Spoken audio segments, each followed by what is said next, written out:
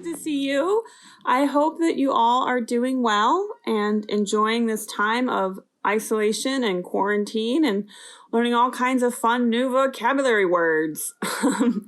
We are doing all right. I don't know if you can hear the kids in the background. They're playing a very, very involved game of hide and seek.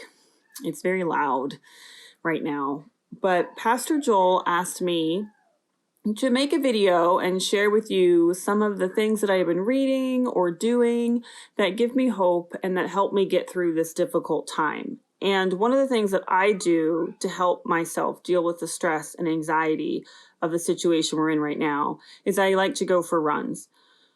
When I go running, that's when I shut everything out of my head. That's when I have my conversations with God. That's when I scream at the world for the unfairness of everything. That is my outlet. But I can't take you running with me. I thought about doing a video and just holding my camera and like running along, but I don't know if I'm coordinated for that. So the next thing that I like to do is I like to read. Reading for me is a big escape.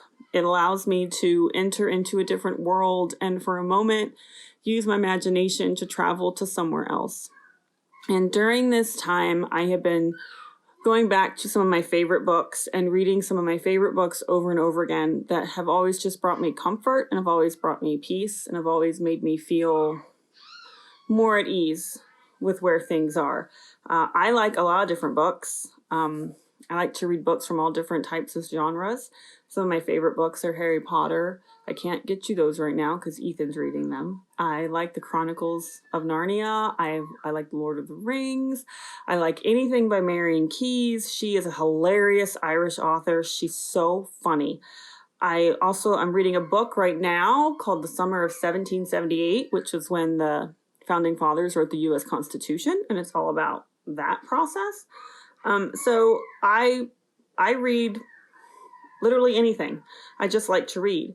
But two of my favorite books that I keep going back to over and over again, that I have read so many times, that I read at least once, if not twice a year, the books that I recommend to people are The Guernsey Literary and Potato Peel Pie Society, which if you have Netflix, this is a movie, but I highly recommend you also read the book. The movie's really good, but the book is just amazing.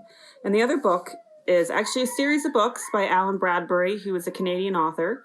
It's The Sweetness at the Bottom of the Pie, and these are Flavio Duluth's mysteries. And what the Guernsey Literary and Potato Peel Society is about, it's set in England, in London, after World War II, like right after World War II. They are still recovering from the Blitz. They're still trying to rebuild. They're still undergoing rationing. It's a very strange time. They're happy the war is over, but they have to rebuild their lives and discover a new normal, similar to what we have to do now. And the main character in this book is named Juliet, and she was a journalist during the war. And she wrote a series of columns called Iggy Bakerstaff Goes to War. And she received a letter from someone that lived on the Isle of Guernsey.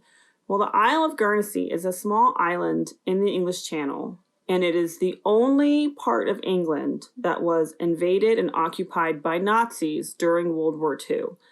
And it is about her relationship with these people that lived on this island and how they got through the Nazi occupation and what they did to come together as a community.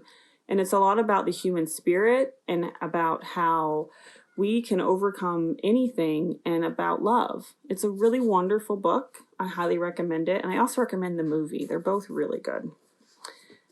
This book is about an 11-year-old girl named Flavia Duluth who lives out in the country in England, and she lives in this big, huge, grand mansion called Buckshaw, which, like a lot of family homes after the war in England, has fallen into disrepair because her family doesn't have the money to keep it up anymore. Her mother is dead, and she is being raised by her absent father and her two older sisters.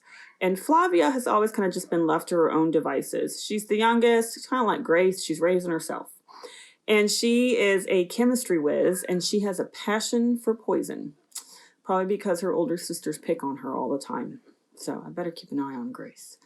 And this one is about a murder that takes place in her town and how she uses her knowledge as an aspiring chemist, her ability to turn invisible because she's 11, and who notices an 11-year-old, to solve this murder mystery.